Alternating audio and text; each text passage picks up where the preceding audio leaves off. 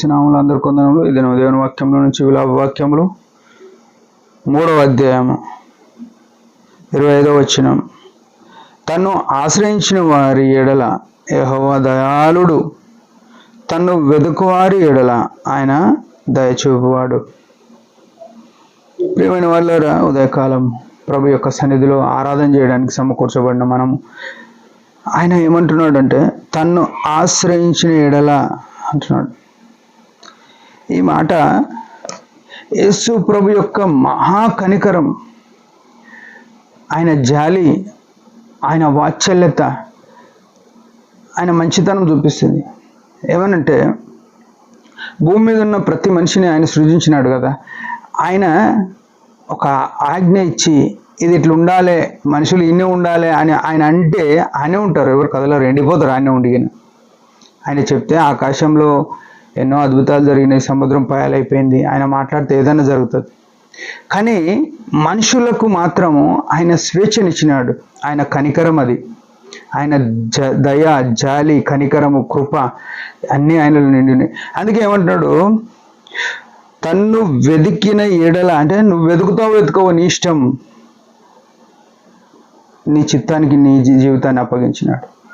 ప్రేమైన వాళ్ళ ఎంత అద్భుతమైన ప్రేమ గల దేవుడు, ఎంత మంచి దేవుడు చూడండి. అయితే వెతికితే ఏం చేస్తాడంట, తను వెతికితే యెహోవా దయాళుడు అంటున్నాడు. ఆయన దయ ఎట్లుంటుందంటే ఆయన దయ ఆయుష్కాలం అంత ఉంటుంది. ఆయనను వెతికినావు అంటే ఆయన దయ ఆయుష్కాలం అంత. ఆయన నిన్ను నన్ను వెతికి లూకా 19:10 నశించిన దానిని వెతికి రక్షించుటకు మనుష్య కుమారుడు వచ్చెను. మనం నశించిపోయిన మన కొరకు ఆయన వెతుక్కుంటూ వచ్చినాడు, కల్వరి శిలువలో ప్రాణం ఇచ్చినాడు, రక్షించుకున్నాడు, ఆయన రక్తం ద్వారా విమోచించినాడు, తన సంఘములో సమకూర్చినాడు.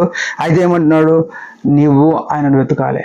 మొట్టమొదట ఆయన కార్యం చేసేసినాడు, ఆయన తన పని సంపూర్తి చేసినాడు, శిలువలో సమాప్తమైనదని ఆ గొప్ప రక్షణను సమాప్తిగా చేసినాడు. తర్వాత ఏమంటున్నాడు, నువ్వు ఆయనను వెతుకు అని చెప్తున్నాడు. ఈ ఉదయమున ఆయన సన్నిధిని, ఆయన మహిమను, ఆయన కనికరాన్ని వెతికేవారం అయినామా? జాగ్రత్త పడతాం. అయితే ఇంకో మాట ఏమంటాడు, తన్ను వెతుకువాడు ఎడల ఆయన దయాళుడు, ఆయన దయచూపువాడు.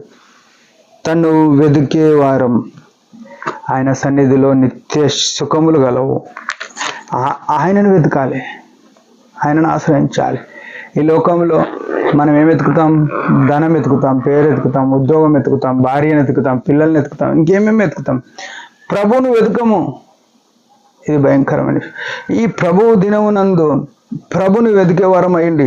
ఉదయమున దావీదు అంటాడు, నేను వేకువనే లేస్తా అని కీర్తనలు అంటాడు. ఆయన సన్నిధిని వెతకాలి. కీర్తనలు 22:4 యెహోవా యొద్ద ఒక వరం అడిగి తిని దాన్ని శ్రద్ధతో వెతుకుచున్నా, యెహోవా ప్రసన్నతను ఆయన సన్నిధిలో చూడుటకు అని కీర్తనకారు అంటాడు. కీర్తనలు 84 చూస్తే యెహోవా నీ నివాసములు ఎంత రమ్యములు అని కుమారులు ఆయన సన్నిధిని వెతుకుతున్నారు. ఉదయమున నీవు నేను ఏం వెతుకుతున్నాం? సెల్ ఫోన్లో ఎన్నో వెతుకుతుంటాం, షాపింగ్లో ఎన్నో వెతుకుతుంటాం, కానీ ప్రభు దినమున ప్రభుని వెతకక అనేకమైన ఇవాళ ఏం పనులు ఉన్నాయి, లేకపోతే మందిరంకు ముందు ఏం పనులు చేస్తాం, మందిరం అయిపోయినాక ఏం పనులు చేస్తామని ఇట్లాంటి ప్రభుకు అవమానం చేసే పనులు కాదు. ప్రభు దినమున ప్రభుకు మొట్టమొదటి స్థానం ఇచ్చి ఆయనను గణపరుద్దాం, ఆయనకు సమయం ఇచ్చి ఆయనను గణపరుద్దాం. చిన్న ఆరాధన చేసుకుందాం. దేవుడి మాట దీవించును గాక. పరమ తండ్రి యేసు ప్రభు నామమున వందనాలు. మా కొరకు అఘోరమైన శిలువలో ప్రాణం పెట్టినావు. ఆయన మేము నిన్ను వెతకలేకపోయినాం, నువ్వైతే నశించిన మమ్మల్ని వెతికి రక్షించుకున్నావు.